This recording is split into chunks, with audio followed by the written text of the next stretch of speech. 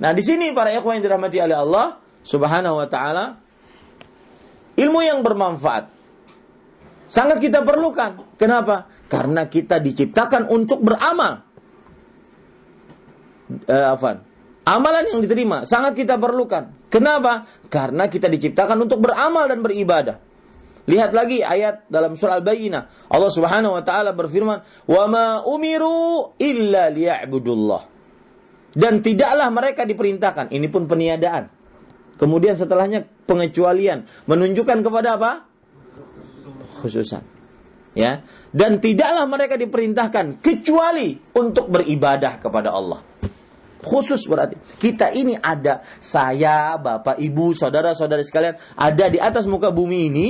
Allah ciptakan kita melalui hubungan bapak ibu kita, kemudian adanya kita atas takdir Allah Subhanahu wa taala. Tujuannya adalah untuk ibadah kepada Allah.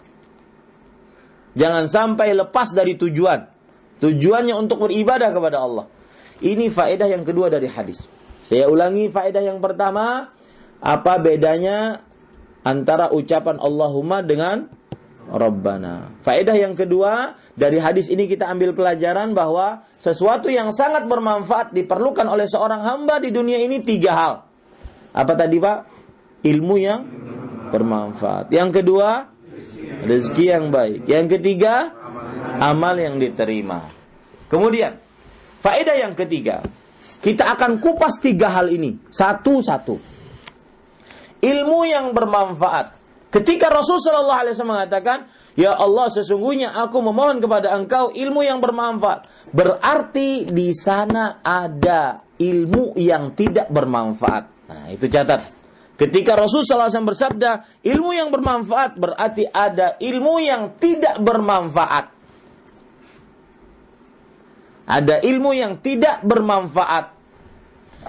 Apa itu ilmu yang tidak bermanfaat?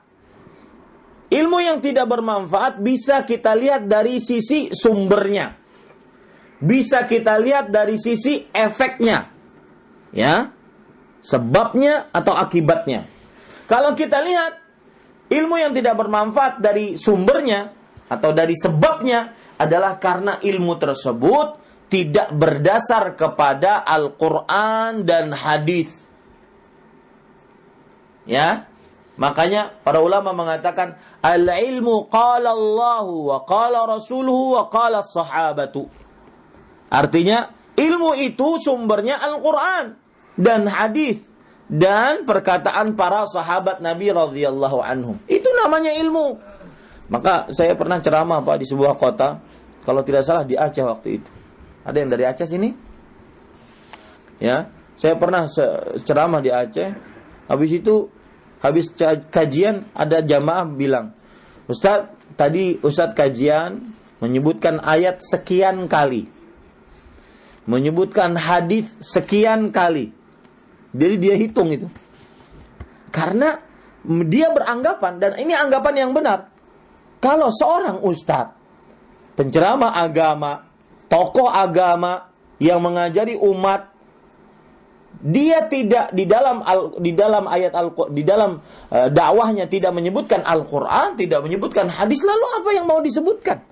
Lawang sumber ilmu ada di mana?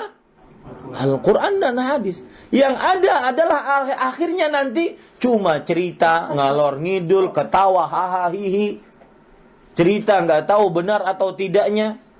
Boleh nggak berdakwah dengan cerita? Boleh. Di dalam Al-Quran ada cerita. Allah Subhanahu wa taala berfirman, "Laqad kana fi qasasihim ibratun liulil albab." Sungguh telah nampak di dalam kisah-kisah yang ada dalam Al-Quran sebagai pelajaran bagi orang-orang yang berakal. Cuma kisahnya harus benar. Jangan sampai kisah yang keliru. Kisahnya harus benar. Makanya saya pesan, ketika antum mendengar mungkin di sosial media, ya, mendengar di sosial media atau membaca di sosial media cerita-cerita yang kadang-kadang namanya pakai nama Islami, maka perhatikan dulu kalau ingin menyebar, ingin men-share, apakah itu benar ceritanya ataukah dusta? Karena tidak boleh berdakwah dengan cerita dusta. Ya, ini asal judulnya baik aja langsung share gitu. Zaman share ini sekarang. Share. Ternyata yang di-share adalah tulisan pengikut setan misalkan. Maka hati-hati, jangan sampai motivasi hanya untuk men-share, tetapi lihat manfaat atau tidak. Maka perhatikan, ini faedah pertama dari kata-kata ilmu yang bermanfaat, bahwa ada ilmu yang tidak bermanfaat. Ada ilmu yang tidak bermanfaat. Dan saya katakan tadi, ilmu yang tidak bermanfaat dilihat dari sumbernya. Sumbernya bukan dari Al-Quran, pasti tidak bermanfaat. Sumbernya bukan dari hadis Rasul, pasti tidak bermanfaat. Ya, karena sumber kebaikan hanya dari Al-Quran dan hadis Rasul. Dan ini juga pelajaran bagi kita.